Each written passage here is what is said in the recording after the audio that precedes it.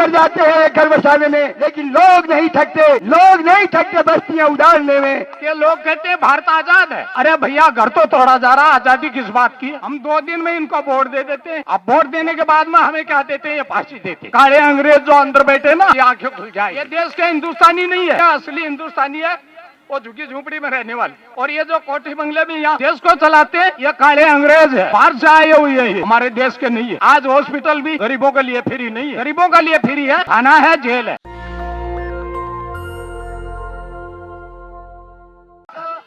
जिम्मा सरकार का था। कृष्णानगर ग्राम विकास समिति, भारतीय नागरिक महासंघ, संघ और संघ आज जितने भी हैं, ये भारतीय नागरिकों का संघ है, न कि संघ है। ये असंगठित मजदूर हमारे फरीदाबाद में सन 2000 से पूर्व भी जब जब सरकारें आई है, हर सरकार इन्हें कुछ न कुछ टॉर्चर कर इन्हें अवैध कब्जेदार का स्वरूप देती है। जबकि हमारे भारत के वोटर्स हैं, इनके वोट से मुख्यमंत्री प्रधानमंत्री चुने जाते हैं। इन्हें प्रताड़ित कर उजाड़ने का कार्य किया जाता है। इन्हें विस्थापना के नाम पर प्रताड़ित कर इनकी गणना कम कर दी जाती है और तमाम लोगों तक इनके हक नहीं पहुंच पाते हैं। आज सरकार और जनता का समन्वय है। ये बैठी हुई जितनी भी जनता है, ये सरकार का अनुदरबार है। इन्हीं के वोट से तत्व और सरकार बनता है, सरकार ब्रह्मांड है और ये हमारे अनुदरबार के लोग हैं। इनकी एक एक बात प्रधानमंत्री कार्यालय तक पहुंचनी चाहिए और वो जानते हैं। हुए भी इन लोगों के साथ आज ये दुर्दशा है। संविधान के पन्ने में रोटी, कपड़ा, मकान और सम्मान की अहम भूमिका संपूर्ण भूमंडल के लोगों के लिए है। ये संपूर्ण भूमंडल परमात्मा ने बनाई है। इन तमाम लोगों को बनाने वाले ब्रह्मांड ने निर्मित किया है और शास्त्रों पुराणों में भी ब्रह्मांड निकाय निर्मित माया कही गई है। अनेक लोगों के अंदर परमात्मा का वास है और इन्हें आवाज तो चाहिए। आज फरीदाबाद की स्थिति या दिल्ली की स्थिति या बम्बई की स्थिति, उम्र गुजर जाते हैं घर बसाने में, लेकिन लोग नहीं थकते, लोग नहीं थकते बस्तियां उड़ाने में। आज तमाम सरकारों से मुझे कोई मतभेद नहीं जनता को है। ये आज मजदूर तमाम प्रदेशों से आए हुए उन सीमांत किसानों के बेटे हैं। इन्होंने मजदूरी कर अपने परवरिश के लिए तमाम राज्य के कोने कोने में जहां इंडस्ट्रियल एरिया होता है, वहां आमंत्रित होने पर निविदा देखने के बाद ये अपने पेट, अपने परिवार को चलाने के लिए जाते हैं और वहां की कहीं की भी सरकार इन्हें प्रताड़ित करती है। ये अन्याय है और बिल्कुल बर्दाश्त नहीं की जा सकती।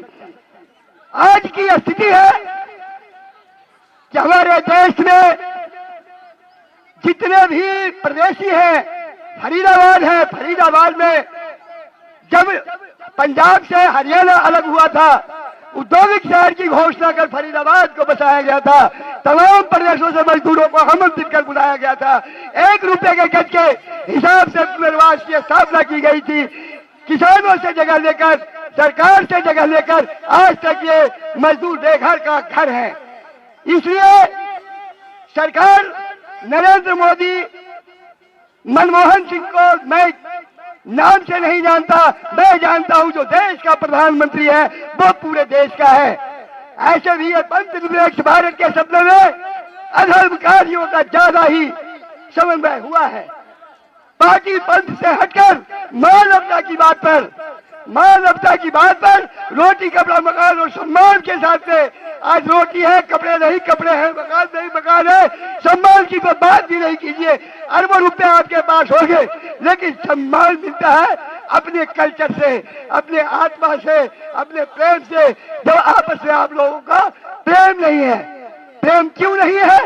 इसके कारण है डिवाइड एंड रूल की नीति में घर घर में लोग बटे हुए हैं और असंगठित रहने पर मजबूर हैं।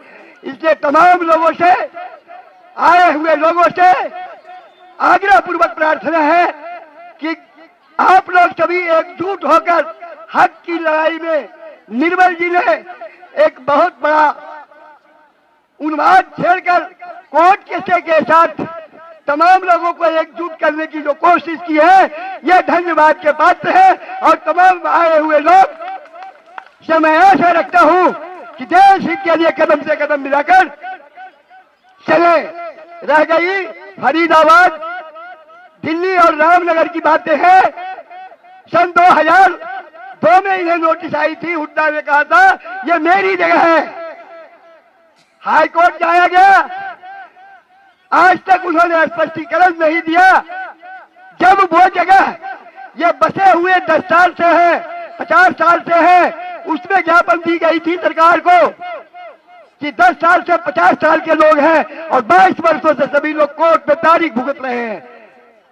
50 साल के लोग 15 साल में सरकार, केंद्र सरकार और राज्य सरकार का यह फैसला है कि जो जिनके कब्जे के आधार पर ये श्रीनगर में पुनर्वास ले ली है, 30 साल का कब्जा दिखाकर आज भी चार्ज नगर नियम में है, तो कब्जे के आधार पर ये गरीब हैं और संगठित हैं, जहां से भी आए हैं अपने अपने हकों को छोड़ कर आए हैं। पूरे जीवन की यही काम कमाई, चौथे पुष्ट यही रह रहे हैं। उनके बच्चे कहाँ जाएंगे, यह सरकार का दायित्व बनता है। मैं सरकार से आग्रह पूर्वक, इन मजदूरों की ओर से आग्रह पूर्वक प्रार्थना करता हूँ कि इन व्यवस्था को सुनवाई करते हुए पुनः विचार करें और खोलने के आदेश को वापिस से इन्हें बचाने का कार्य करने का आदेश जारी करेंगे। और जिन लोगों को हटाना है, प्रधानमंत्री का प्रतिनिधित्व जाकर उन्हें माला पिलाकर स्वागत कर, उन्हें रोजी रोटी देकर, सम्मान देकर, चूंकि ये भारत की जनता है, भारत के लंगड़े दूल्हे भी विश्व गुरु की उपाधि से युक्त है। विश्व गुरु बनाने की नहीं बात है, हमारा भारत विश्व गुरु था, है और रहेगा। आज सबसे बड़ी बात हमारे भारत का ग्लोबल है। विश्व गुरु होने के लिए गंगा और गौ माता की सेवा, यही हमें भारत का विश्व गुरु बनाता है। और जनहित के भाव से प्रेम का अलग जगाता है। भारत में प्रेम है, इसलिए मैं मंच के माध्यम से माननीय प्रधानमंत्री से न्याय की गुहार लगाकर उन्हें पूरा विचार करने की बात कहता हूं और प्रार्थना करता हूं। जय हिंद, जय भारत। इसीलिए यहाँ आए, क्यों कि ये सरकार को आप ये चेतावनी देना चाहिए, हम सब मिलकर है कि लोग कहते हैं भारत आजाद है। अरे भैया, घर तो तोड़ा जा रहा, आजादी किस बात की है? आजादी किस बात की है? हमारे घर उजाड़े जा रहे हैं और घरों को नाश करने जा रहे हैं, हमने घर से बेघर करना चाह रहे हैं। आज भारत में आपसे एक बात बताना चाहता हूं। मेरी 70 साल उम्र हुई, मैं 70 साल की उम्र में मैं गरीब को कहीं कुछ नहीं मिलता देखा। गरीब को मिला है या थप्पड़ मिली है या लात मिली है, या फिर गरीब कहीं कोठी बंगला इनका बना है, जहां बिल्डिंगें बनी है, उस जगह हमारा जवान साथी भाई मरा है, उसका अता पता भी नहीं चलता, कहां कब मर गया, और उसको कोई कुछ नहीं मिलता। उसका छोटे छोटे बच्चे हैं और होते रह जाते। आज दिन तक भारत में कोई किसी की सुनाई नहीं है। क्यों कि ये गरीब जो है, ये एक बात को समझ नहीं पाते कि हम लोग जो है हमारी आवाज को उठा नहीं पाते, रोके घर में बैठ जाते हैं, एक दूसरे को किसी को कह नहीं पाते, नहीं थाना पुलिस को नहीं कह पाते। अगर थाना पुलिस में हम जाए तो उनको ढंग से नहीं कह सकते और वो हमारी बात को सुन भी नहीं सकते। बात सुनेगा पैसे वाला की सुनेगा, गरीब की बात नहीं सुनेगा। तो मैं आपसे एक बात कहना चाहता हूं, जब ये वोट की समय आती है तो ये लोग क्या कहते हैं, देखना मेरी बात, ये कहते हैं 2 दिन, आप हमें 2 दिन दे दो, उसके बाद में हमें आपको क्या देते हैं। उसके बाद हम 2 दिन में इनको वोट दे देते हैं। अब वोट देने के बाद में हमें क्या देते हैं, ये फांसी देते हैं। ये पक्की बात है। आज आप भारत में फांसी का बदौलत पे जिंदे हो, और कोई ऐसा आराम कुछ नहीं है। नहीं आपको खाने को रोटी है, नहीं कपड़ा है, और नहीं कोई मकान है। ये सब झूठी बात है। और जितना जो सरकार वादा करती है वो सब बिल्कुल झूठा करती है। अभी हमारी बहन बोल रही थी, कहाँ गए हो अच्छे दिन? एक भाई बोल रहा था कि 15-15 लाख रुपए बैंक में आएंगे। कहाँ गए? कुछ नहीं है। ये सरकार गरीबों की अत्याचार है और ये अत्याचार करती रहेगी। तब तक ये सरकारें रहेगी, ये सरकार रहेगी, गरीब देश में चैन से नहीं रह पाएगा। दूसरी बात, आपको एक बात और बताता हूं कि कम से कम आज यहां बैठे हम, एक आंदोलन यहाँ लाखों आदमियों का आंदोलन होना चाहिए। जैसे लाखों आदमियों का आंदोलन होगा उस दिन ये लोग जो है, ये काले अंग्रेज जो अंदर बैठे ना, इनकी आंखें खुल जाएगी। ये देश के हिंदुस्तानी नहीं है। हम लोग हिंदुस्तान जो हिंदुस्तानी है, असली हिंदुस्तानी है, वो झुग्गी झूपड़ी में रहने वाले। और ये जो कोठी बंगले में यहाँ देश को चलाते, ये काले अंग्रेज है, बाहर से आए हुए हैं, ये हमारे देश के नहीं है। इसलिए हमारे ऊपर अत्याचार चला रहे।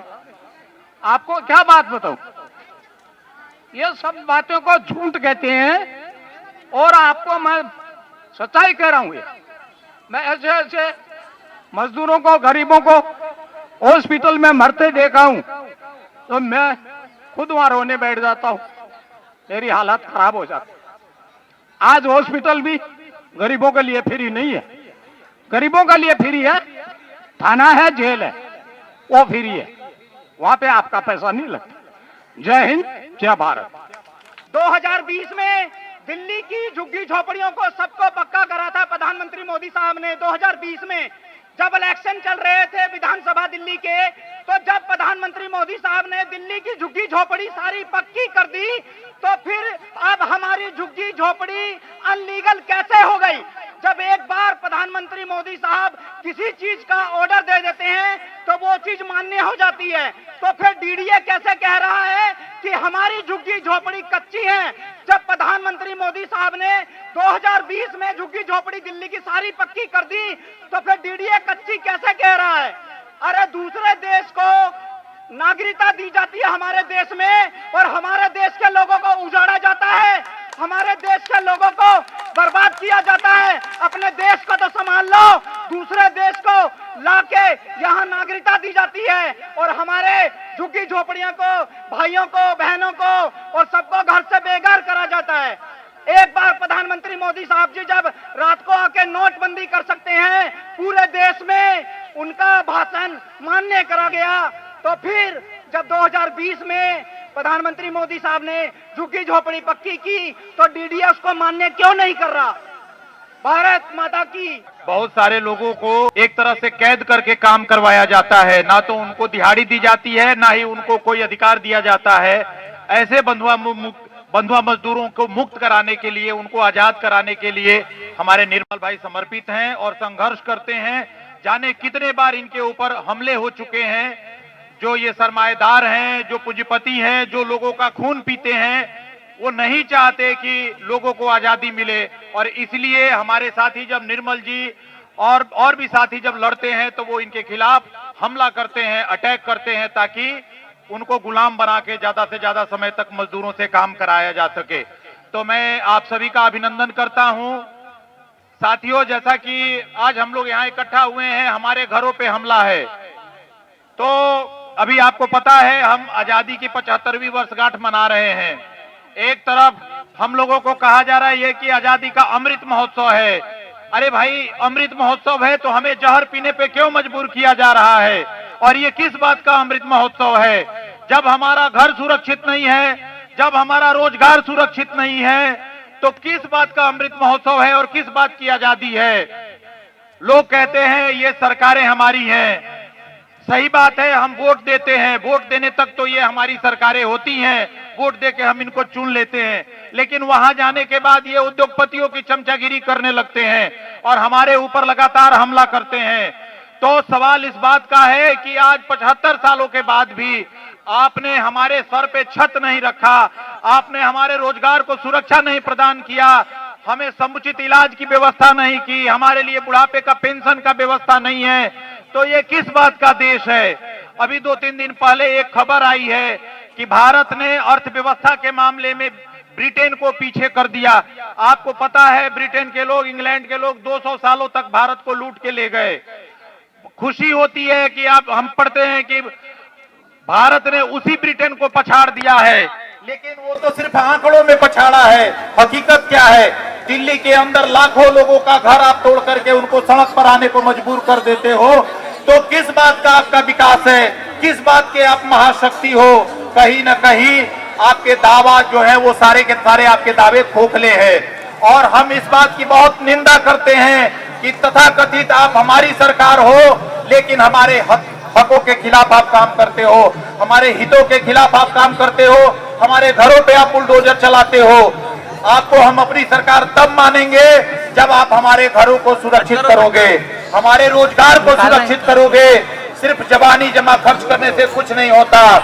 अभी आप लोगों को मैं बताना चाहता हूं कि ये सरकार कैसे भेदभाव करती है। दिल्ली के अंदर सैकड़ों कॉलोनियां, यहाँ पर जिसको अनऑथराइज्ड कॉलोनियां कहा जाता था, अनियमित कॉलोनियां कहा जाता था, यही प्रधानमंत्री ने 2019 से पहले एक स्कीम बनाया है, पीएम उदय उसका नाम है। उस स्कीम में यदि वो सरकारी कॉलोनी है, सरकारी जमीन पर भी वो कॉलोनी है, और वो एक लिस्ट बनाई है 1700 से कुछ अधिक बस्तियों कॉलोनियों की, यदि उस लिस्ट में शामिल है तो उनको उन सारी बस्तियों को इन्होंने पक्का कर दिया। नेशनल दस्तक की आपसे गुजारिश है कि अगर इसको बचाना चाहते हैं तो नेशनल दस्तक को सब्सक्राइब करने के लिए रेड कलर के सब्सक्राइब बटन को दबाएं, फिर बेल आइकन की घंटी दबाएं। नेशनल दस्तक को बचाने के लिए बहुत जरूरी है कि हर खबर को शेयर करें, लाइक करें, कमेंट जरूर करें।